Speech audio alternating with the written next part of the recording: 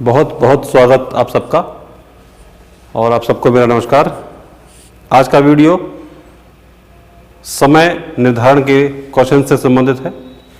पूरे विश्व का मानक समय कहाँ से लिया गया, पूरे वर्ल्ड का, और फिर भारत में समय कहाँ से लिया जाता है मानक समय, कैसे सब देशों के समय अलग अलग होते हैं, इन सब के बारे में विस्तृत जानकारी इस वीडियो में आपको मिल जाएगी। मतलब जितनी जानकारी जरूरी है वो सभी जानकारी आप लोगों को इस वीडियो में मिलेगी। कुछ एग्जाम्पल भी मिलेंगे और ख़ास तौर से जिनका CTET का या UP टेट का एग्ज़ाम आगे है उनके लिए ये वीडियो बहुत इंपॉर्टेंट है। एक क्वेश्चन आपको इस वीडियो के माध्यम से आपका सॉल्व हो जाएगा।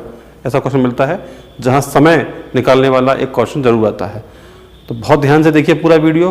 पूरा का पूरा वीडियो देखने के बाद यदि आपको वीडियो अच्छा लगेगा तो आप लोग कृपया उस वीडियो को लाइक भी कीजिए, और जिन्होंने सब्सक्राइब ना किया हो चैनल को सब्सक्राइब कीजिए और मैक्सिमम लोगों को फॉरवर्ड कीजिए वीडियो, जिससे बाकी लोगों का भी फायदा हो, उनको भी अपनी तैयारी करने में थोड़ी सी हेल्प मिल जाए। तो हम शुरू करते हैं ये क्वेश्चन मानक समय से। इस वीडियो का टॉपिक ही मानक समय है। पूरे विश्व का मानक समय, फिर आते हैं भारत का मानक समय। देखें ध्यान से।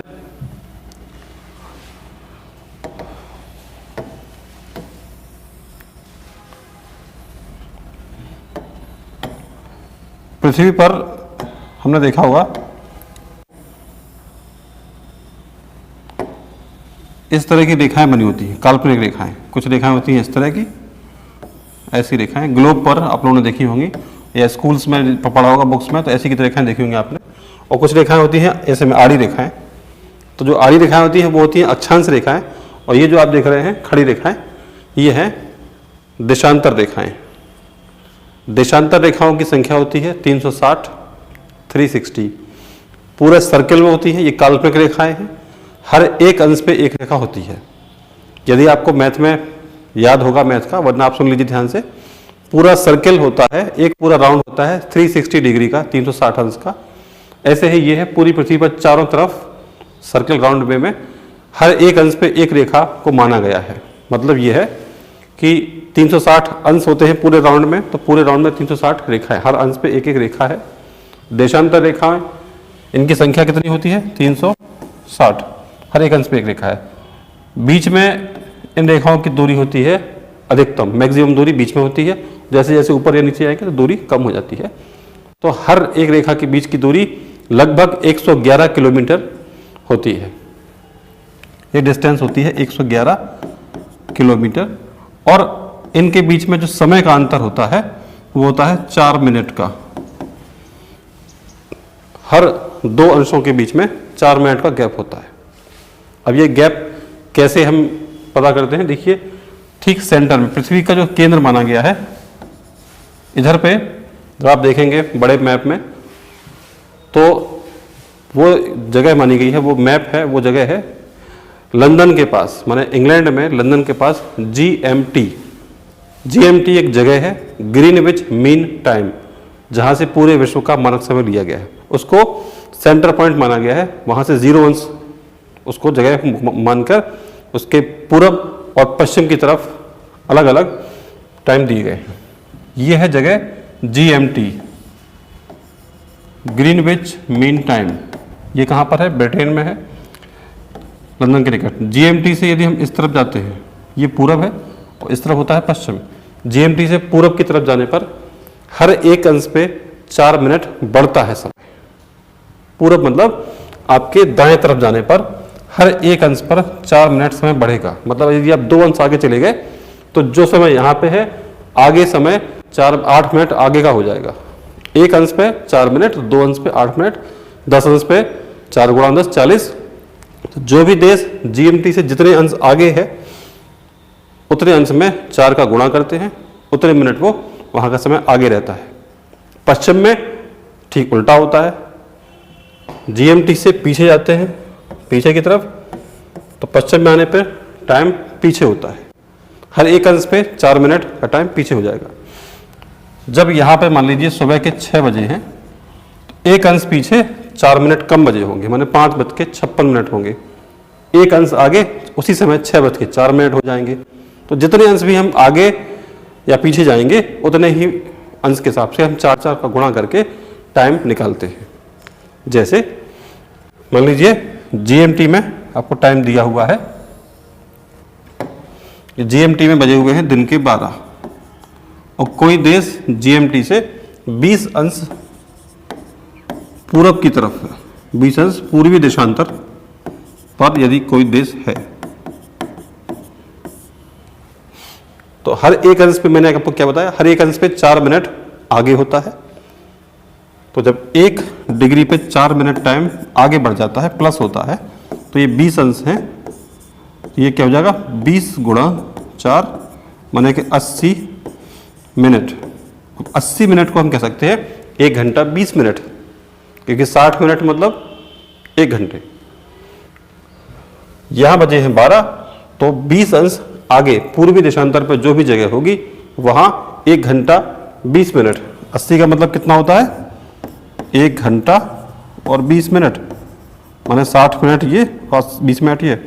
तो यहाँ इससे 1 घंटा 20 मिनट आगे, मतलब कि 1:20 का समय 20 अंश पूरब में होगा, और अगर पश्चिम में जाएंगे तो 80 मिनट पीछे हो जाएगा समय। तो यही आपको ध्यान रखना है, यदि आप GMT से पूरब की तरफ जाते हैं तो जितने डिग्री आप आगे जाएंगे इंटू 4 करेंगे उसमें उतना समय बढ़ेगा, पश्चिम में जाएंगे इंटू 4 करेंगे उतना समय कम होगा। और 2 देशांतर के बीच की दूरी बताई हमने आपको 111 किलोमीटर, और प्रत्येक 2 देशांतरों के माने 2 रेखाओं की, 2 देशांतर रेखाओं के बीच की दूरी को गोरे कहा जाता है। भौगोलिक भाषा में इसका नाम गोरे दिया गया है। प्रत्येक 2 देशांतर रेखाओं के बीच की दूरी को हम कहते हैं गोरे। अब इस बेस पे एक तो एग्जाम्पल आप देख लीजिए। ये देखिए एक क्वेश्चन हमने आपके लिए लिख के रखा हुआ है पहले से, ध्यान से इस क्वेश्चन को पढ़ते हैं, सॉल्व करते हैं। तंजानिया GMT से 22.5 अंश पूर्वी देशांतर पर स्थित है। एक कार्यक्रम लंदन में सुबह प्रसारित होता है, तो इसका टाइम यहाँ नहीं दिया गया है, टाइम इसका हम बता देते हैं आपको।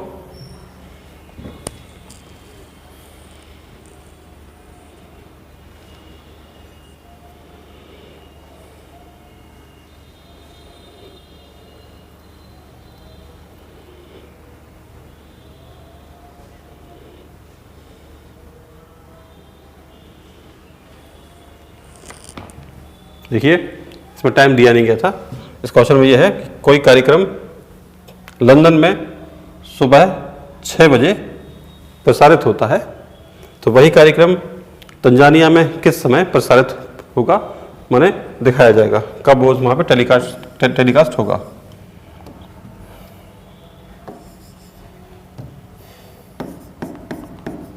हर एक अंश पे 4 मिनट का अंतर है, तो 22.5 अंश यहाँ दिया गया है,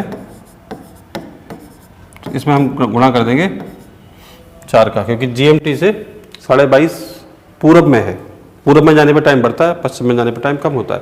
तो इसमें हम करेंगे मल्टीप्लाई, तो गुणा करने पे कितना हो जाएगा, देखिए 4 पंचे 20, 2 कैरी हो गया, 4 दूनी 8 और 2 10, फिर 1, 4 दूनी 8 और 1 9, कितना आ रहा है ये 900।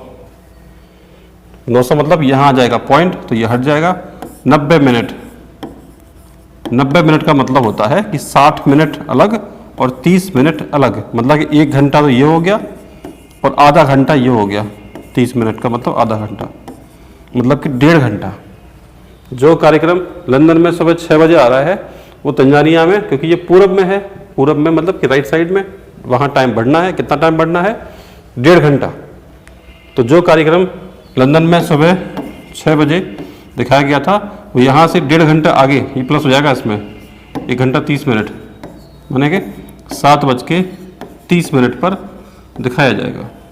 क्योंकि हर एक अंश पे 4 मिनट बढ़ना है, तो 22.5 अंश पे बढ़ेंगे कितने 90 मिनट आगे, तो 6 बजे से 90 मिनट माने कि 1.5 घंटा आगे बढ़ जाएंगे, तो वो हो जाएगा टाइम 7:30 बजे सुबह का। तो ये क्वेश्चन आप ध्यान से पढ़ेंगे, समझ लीजिए, इसको लिख लीजिए। एक और क्वेश्चन आप देख लीजिए इसी टाइप से, देखें इसमें क्या कहा गया है।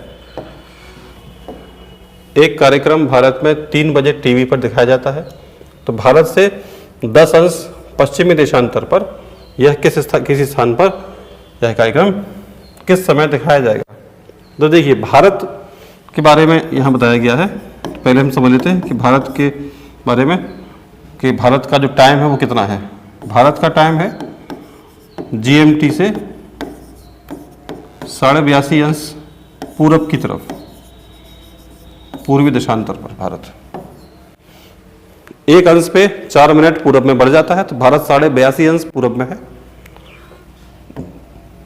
देखें 82.5 में गुणा किया हमने 4 का, तो ये आएगा आपका 330 मिनट, और 330 मिनट को हम कहेंगे 5 घंटा 30 मिनट। भारत GMT से 5.5 घंटा आगे होता है, मतलब जो भी टाइम लंदन में है भारत में उसी समय उससे 5.5 घंटा आगे का टाइम होता है। अब अपन अपनी क्वेश्चन की बात करते हैं। भारत में टाइम दिया है 3 बजे का दिन में, तो भारत से 10 अंश आगे, 1 अंश पे 4 मिनट पीछे होता है, आगे बढ़ता है पूरब में, पश्चिम में 4 मिनट पीछे हो जाएगा। तो 10 अंश है, 10 अंश का मतलब कितना हो जाएगा, 10 गुणा 4 मतलब कि 40 मिनट। अब पश्चिम है तो पश्चिम पूरब में बढ़ता है, पश्चिम में कम होता है, तो 3 बजे से 40 मिनट पीछे का टाइम आपको यहाँ बताना पड़ेगा, क्योंकि ये पश्चिमी है। तो 3 बजे से 40 मिनट अगर हम पीछे जाएंगे, बैक करेंगे, तो ये आ जाएगा आपका टाइम 2:20। सही आंसर इसका हो जाएगा 2:20 पर, क्योंकि 2:20 40 मिनट पीछे हो गया। और अगर यही पूरब में होता तो ये 40 मिनट आगे, फिर ये 3:40 का टाइम हो जाता। ठीक है, इस तरह से हमें इन क्वेश्चंस को 4 का मल्टीप्लाई करके सॉल्व करना पड़ता है। इसमें आपको ये ध्यान रखना है कि GMT मतलब कि 0 अंश है, भारत यहाँ से आगे है। भारत कितना आगे है, भारत है 82.5, 82.5 अंश पूरब में, तो भारत GMT से 5.5 घंटा आगे है। इतना आगे होता है भारत का टाइम। और भारत का मानक समय प्रयागराज के निकट नैनी से लिया गया है। इतनी बातें इसमें समझने लायक हैं, और इसी तरह के इसमें क्वेश्चंस भी आते हैं। तो उम्मीद है कि आपको ये क्वेश्चंस ठीक लगे होंगे, इन क्वेश्चन को आपको ने समझा होगा। तो अगर आपको इस वाकई में ठीक लगता है तो आप वीडियो को लाइक कर दीजिए, चैनल को सब्सक्राइब जरूर कीजिए, और वीडियो को फॉरवर्ड कीजिए अपने बाकी लोगों में, जिनको ज़रूरत है उनको भी पढ़ने को मिल जाए। धन्यवाद।